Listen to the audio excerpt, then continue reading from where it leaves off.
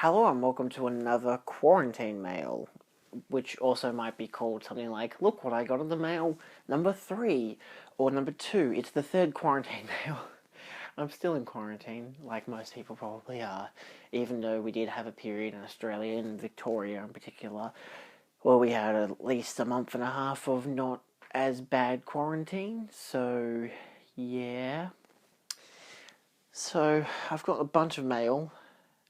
Some stuff I have had the courtesy of being able to pick up in person, but for the most part it's all been hand delivered through the parcel system. So let's go through it, shall we? Number 1, which I don't think I've shown off before, is the Blues Brothers. This is the 4K limited edition set with the theatrical and extended cuts. It also comes with a booklet. Wow, excellent. That's got a whole bunch of original production notes. Then you've got, oh my god, there's so much. Actually, there is a lot of stuff in here, I'll be completely honest with you. There are little images from the film, there's a whole bunch of those. There is a poster of the film as well. There are cue music sheets and the combined continuity, the Blues Brothers. It's just a whole bunch of behind the scenes production stuff, all resulting in the creme de la creme that is the steelbook, as you can see there in all of its glory. And on the inside, it's nicely done. It's a nice little shindig. This is what you could get at Best Buy in America as their exclusive, but for the most part I got this from Zavvi, and I really bloody well like it because of course I love Blues Brothers. It's been a favourite film of mine since I've grown up, so to have it in its best looking version, even though of course some of the extended shots aren't as sharp because they're from a positive rather than a complete negative, nevertheless worthwhile getting. I think it's still available at Zavvi. It cost me about $70-$80, so it's pretty good for a steelbook with all the extra stuff, and it comes with its own extra packaging, which is quite nice. So yeah. This next one I got because they had announced the 80th anniversary Blu-ray with Funko Pop of Bugs Bunny, and so I was like, hey, I should pre-order that. And so instead, when I got home from work, Dad and I looked through all the stuff that we could for Looney Tunes, and we found this box set. This is the Looney Tunes Golden Collection, volumes 1 through 6 set, which hopefully will focus on a bit more there. It has Bugs on one side showing each of the different images in front of the disc cases, and Daffy on the other. I said that the wrong way around, didn't I? Yeah, sorry, I was looking at them the wrong way around. And then, of course, on the inside you have all the disc cases. I got this on eBay for $79, I think $80. And it has all of them in particular volumes with several discs. They're all nicely remastered, all uncensored, so it's all the original stuff. It's a nice box set. We've already taken a look through quite a few of the discs. It's very nicely done. It does say on the back of the discs Region 1, which is the American region, but when we bought it, it said Region 4. I was pissed off when it arrived and said Region 1. I chucked it on the 4K player, out there. It is Region 4, so it's just obviously a printing error on the actual discs. So yeah, it came in its original plastic too, or at least some kind of original shrink wrap. So yeah, ultimately, got it from eBay. Really like it. Next up, we have a double header. These are two that I got on sale at JB Hi-Fi. It was a 2 for $40 4K, but they have 30% off, so I got these for like $18 each, I think. No, that doesn't about $16 each. Yeah. So this is firstly Jumanji on 4K. It looks amazing and sounds amazing, especially with the Atmos. I had only gotten it on DVD prior, so I wanted to get the 4K to get a good upgrade. And then I got the It's a Wonderful Life exclusive to JB Hi-Fi 4K UHD, which comes with a 4K remaster of the black and white version on Blu-ray as well. So it's the complete black and white on both discs. It doesn't come with the color version, which is perfectly fine. However, I do have the 70th anniversary premium edition, which comes with It comes with 2 Blu-rays, the black and white film on one disc, the color film on another, and it also came with because I had originally bought the black and white version, which I then proceeded to give to my grandparents, and the premium edition came with all of these art cards. They're all nice little cards that showcase, they're kind of film cards, film stills and shit that you get, lobby cards and whatever. So I inserted that into my 4K case because I don't really care to watch the color version at all. So I figured I might as well just have the 4K UHD. It looks exceptional. It's a lackluster for special features, but at the same time, they always have been. I mean, the DVDs were okay, but I never had it on DVD, so yeah. Next up, this one I actually got prior to my previous Quarantine Mail video. I just forgot about it. This is Sucker Punch. I got this on the steelbook of this. This is actually the extended... This is both editions, the theatrical and extended cut, Blu-ray and DVD. That's the whole spiel. This is a guilty pleasure film of mine. I have the theatrical cut on DVD. It's the only version I've seen. The interior is like all of the girls and stuff, with the robot behind them and stuff. It's a pretty cool interior, but there's so many discs. It's just I haven't yet to actually watch the extended cut on Blu-ray yet, but I plan to at some stage. It's a lot longer and obviously a lot darker of a film, so I figure I should be in a particular mindset with like probably 0 to no interruptions from the outside world interfering with what I'm watching. So yeah, let's move on. I don't know if it would have come out by now, but I've got a video talking about like recuts of films, in particular Star Wars and Evil Dead, The Evil Dead. And so, of course, I showed off briefly, which I have here, Star Wars, Empire Strikes Back, and Return of the Jedi. These are the no DNR versions. This is Project 4K 77 and 83 for, of course, Star Wars and Return of the Jedi, which just when you chuck them on, plays them right from just goes ahead and plays it. And then you've got the Empire Strikes Back, which is the Grindhouse version, which is a bit dodgier when you watch it because, of course, you've got to actually go through the files to watch it. Whether that's intentional or not, I don't know, but it's very grainy, very dirty. It looks like it's been taken from a very beaten up film reel. Pretty much, these are the despecialized versions. I didn't care much to get the Empire version because it wasn't a Project 4K 80 because they haven't done that yet. But at the same time, there's a lot less editions for the special edition of Empire than there are of the other 2 films. So it was just it was good enough for me to, because I got them all in one bundle on eBay. It was just the easier way to buy. It was cheaper to buy them all free together than to buy the 4K ones separate, like in its own thing without Empire. And as it goes, I don't need more film room space, but I do have all these free films coming on Steelbook from Zavvi eventually. So that'll probably be my next Quarantine Mail video, and I'll actually put the Blu-ray discs of these into there, given that I already have the Blu-ray Complete Saga up on the shelf. So yeah, it's just nice. It's just nice to have the original Star Wars, given that I only have it on VHS. Next up, this one I got on sale from eBay as well, from Sanity, because it was only in New South Wales. This is Freaks and Geeks, the complete show. I got this $5 off, so it was like 20 bucks. This is a great show. This is the whole thing on DVD, wholeheartedly worth watching.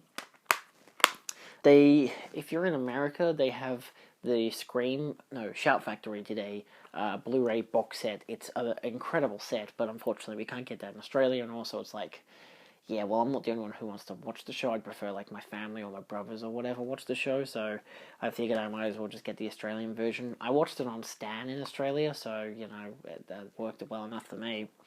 And I'd like to be able to watch it again without having to use Stan, so it's nice to have it all on DVD. Next up, we have the American Psycho 4K Steelbook. This is the deluxe kind of edition version that came out recently at Zavvi. It is a bitch to get this steelbook out of, because I don't want to damage it, but like you have to press it open with your fingers, otherwise you can't get it out. It came in really good nick, which is great. And I have watched it. The 4K does look exceptional. That's what the casing looks like. It's quite nice. It's an interesting design choice. It does come with the Patrick Bateman card, which is really nice. It doesn't have much texture to it because it's just a regular cardboard piece of cardboard. It does come with interior discs, of course, the 4K, which underneath it, which I did watch, and it turns out I actually had watched the film last year, but I hadn't remembered that, which is strange of me. And it comes with the 15th anniversary Blu-ray as well, and it just has interior images there. Yeah, it's not bad. It's a fun film for the whole family. It's interesting. I like that I can have it on. I already had a Blu-ray of it, but because I was able to get this for a good price, I figured, well, I still really like the film, and to get the steelbook would be really cool. So it's nice. It's nice. Next up we have, interestingly enough, The Confidence Man JP the movie. This is the film that I reviewed for the Masami Nagasawa video, which is my most popular actor review, because I went to Japan in 2019 and we watched a film on the plane on the way back, which also starred Masami Nagasawa, but we watched the film in cinema called The Confidence Man JP the movie without subtitles, no English, of course. And so I bought this. I had to get it from. Did I get it from eBay? Yeah, I got it on eBay because it was cheaper to get on eBay than it was to get from an actual site that would sell me the right version. There's this one website that had like every single version of the film, including the Blu-rays, but they were all like, well, the DVD that was identical to this, which pretty much was the what do you call it? I think this is like the Hong Kong version, but it does have English subtitles. It does say Japanese version. But trust me, the Japanese release of the film does not have English subtitles. So this is like the Hong Kong version or something. But again, it's still the Japanese version. It's just the version that was released in Hong Kong, if that on disc, if that makes sense, because it has English subtitles. So it's no difference in the actual film. And I have checked it out. It only works on, because it's region free, so I have to watch it on one player only, which is annoying. But I don't mind. I'm happy to finally have it and to be able to rewatch it again. It'll be quite fun. So if you haven't seen that video where I review it, then go check it out. That is somewhere on my channel. Go to the most popular section, like my most viewed videos. It's like the 4th most viewed video on my channel. I did also order the TV series to come in the mail, so for like $10, because I got it on sale. I got it for like $30 off. So that'll also be coming in soon. Yeah, the website that I could have gotten it from would have cost me a few extra dollars, but they did have every different version of the DVD and every version of the Blu-ray, but the Blu-rays were like almost $100, and I was like, what the fuck's the point?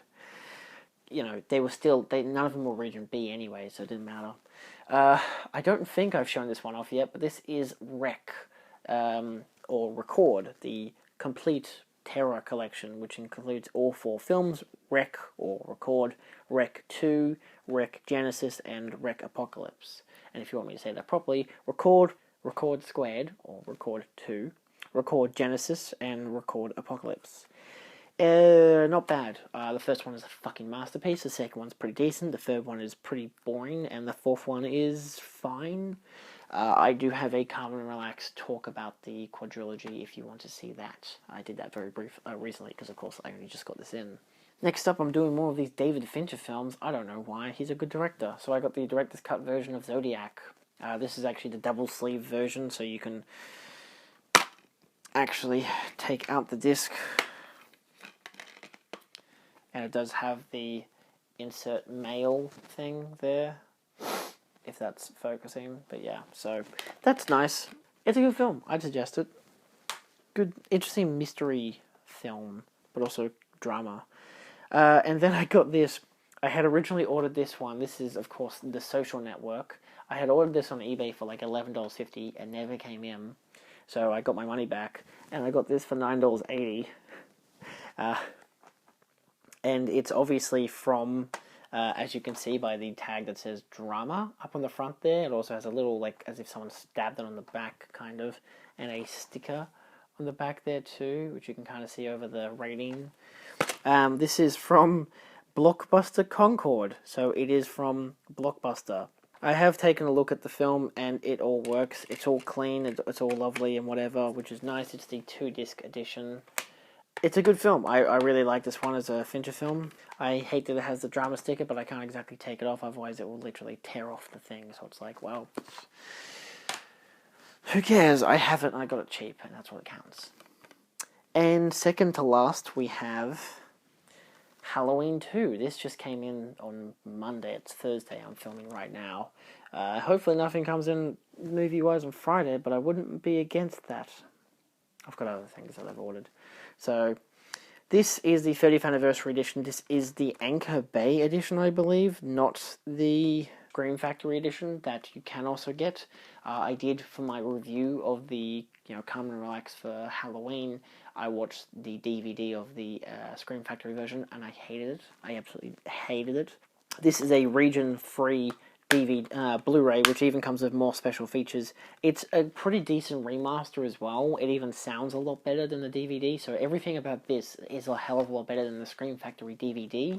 Obviously, the packaging is not as iconic as the Scream Factory DVD, but I don't really care about that.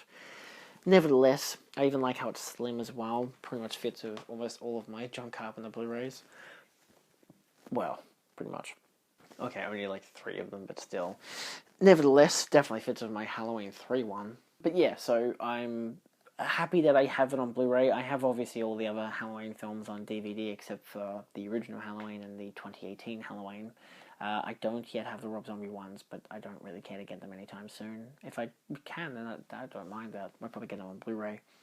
But yeah, I like that I have that particular Blu-ray of it, not just for the extra special features, but also because it sounds a lot better, so that's quite nice. And last but not least, we have Scott Pilgrim vs. the World. Whoa, look at that. It comes with, as you can kind of see, you've got embossing on the Scott Pilgrim with all the stars as well. On the back, you have all the evil X's, which is nice.